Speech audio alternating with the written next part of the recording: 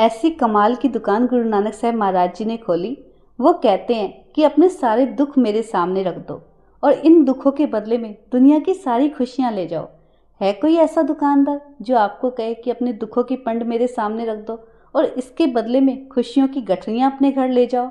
कोई मिलेगा ऐसा जो अपने आप को ठगा भी ले और ठगा करके अपने आप को खुश भी हो? जो नाम जपते हैं ना, प्रभु की भक्ति करते हैं, वो भगवान को भी ठग लेते हैं। गाविए सुनिए मन रखिए पाओ, दुख पर हर सुख काढ़ ले जाए। बस गुरु नानक साहब महाराज जी कहते हैं, एक वचन के साथ मेरी एक बात माननी होगी। अमृत वेले उठ के स्नान करके पाठ करना होगा, संगत में जाकर बैठना होगा, वाणी सुननी पड़ेगी, गानी पड़ेगी, फिर उसके बदले में दुनिया की सारी खुशियाँ तुमको मिल जाएगी। है कोई ऐसा इंसान जो चाहता हो कि मुझे दुख मिले? हर इंसान चाहता है कि मुझे दुनिया की सारी खुशियाँ मिले।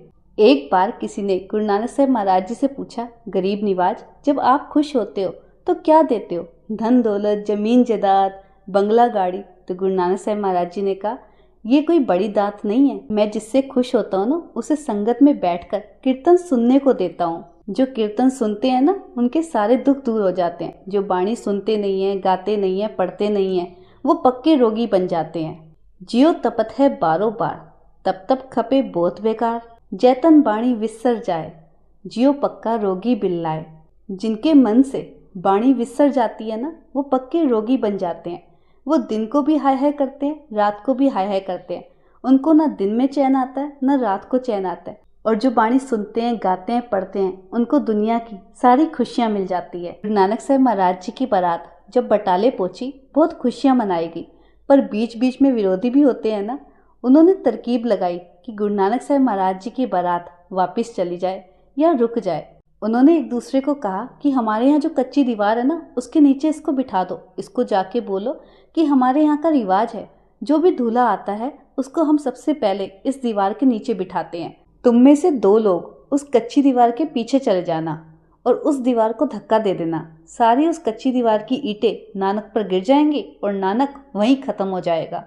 पर उनको क्या पता, गुरु नानक साहब महाराज जी तो आप ही निरंकार हैं, आप ही जानी जाने। गुरु नानक साहब महाराज जी को उस दीवार के नीचे बिठा दिया गया। वहां से एक बूढ़ी महिला जा रही थी। उसने गुरु नानक साहब महाराज जी को जब उस दीवार के नीचे बैठे देखा तो कहा, बेटा, ये तो कच्ची दीवार है, किसी भी समय गिर सकती है, यहाँ नहीं बैठना चाहिए। गुरु नानक साहब महाराज जी ने पता है क्या कहा? उन्होंने कहा, माता, अब ये दीवार कभी नहीं गिरेगी, ये हमारी शादी की निशानी रहेगी। आज भी ये दीवार बटाले में है और 500 साल से ऊपर हो गए हैं। ये दीवार ऐसी की ऐसी ही वहाँ खड़ी है और साथ संगत वहाँ बटाले में दर्शन करने भी जाती है। जब मर्दाना गुरु नानक साहब महाराज जी को शादी की बधाई देने आया तो गुरु नानक साहब महाराज जी ने कहा, बता तुझे क्या चाहिए, आज मैं तुझे क्या दूं? तूने मुझे शादी की बधाई दी है। मर्दाने ने मन में सोचा, आज गुरु नानक साहब महाराज बहुत खुश हैं, अच्छे मूड में हैं, तो मैं इनसे क्यों कुछ मांगू? हो सकता है मैं इनसे कम मांग लूं, ये मुझे कुछ ज्यादा दे दें। तब मर्दाने ने गुरु नानक साहब महाराज जी से कहा, जो आपका मन करे आप मुझे दे दो। गुरु नानक साहब महाराज जी ने मर्दाने को कहा, जा, मैं तुझे तार का गुण देता हूँ। मर्दाने ने मन में सोचा, इससे अच्छा तो मैं गुरु नानक साहब महाराज जी से धन मांग लेता, जमीन मांग लेता, जायदाद मांग लेता, गुरु नानक साहब महाराज जी से भैंस मांग लेता, गाय मांग लेता। इन्होंने अपने हाथ से तो मुझे कुछ दिया नहीं और मुंह से बोल के कह दिया तार का गुण देता हूँ। भला ये तार का गुण होता क्या है? ये मेरा क्या सवारेगा? गुरु नानक साहब महाराज जी बोले, ये तार का गुण तेरे साथ साथ इस संसार का भी भला करेगा, इस संसार को भी तार देगा। उसके बाद गुरु नानक साहब महाराज जी ने वेई नदी में डुबकी लगाई और वो 3 दिन तक बाहर नहीं आए। जब 3 दिन बाद बाहर आए तो उन्होंने मर्दाने से कहा, पता है मैं कहाँ गया था? मैं गया था निरंकार से मिलने। उन्होंने मुझे कीर्तन की दात बख्शी है। चल मर्दाना, जगह जगह जाकर कीर्तन करते हैं और दुनिया को तारते हैं। गुरु नानक साहब महाराज जी ने मर्दाने से कहा, जाके बेबे नानकी से 7 रुपये लेके आ और उस 7 रुपये को जाके फिरंदे को दे, उससे जाके रवाब लेके आ। मर्दाना 7 रुपये लेके फिरंदे के पास गया तो फिरंदे ने 1 रुपया नहीं लिया और मर्दाने को रवाब दे दिया। मर्दाना जब गुरु नानक साहब महाराज जी के पास लौटा, उसने गुरु नानक साहब महाराज जी को बताया कि फिरंदे ने 1 रुपया नहीं लिया, कोई पैसा नहीं लिया, रवाब भी दे दिया।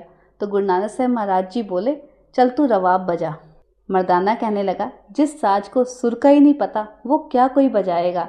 गुरु नानक साहब जी ने कहा, ये साज धुर दरगाह से सुर होके आया है, जब तू इसे बजाएगा तो कईयों की सूरतें सुर हो जाएंगी।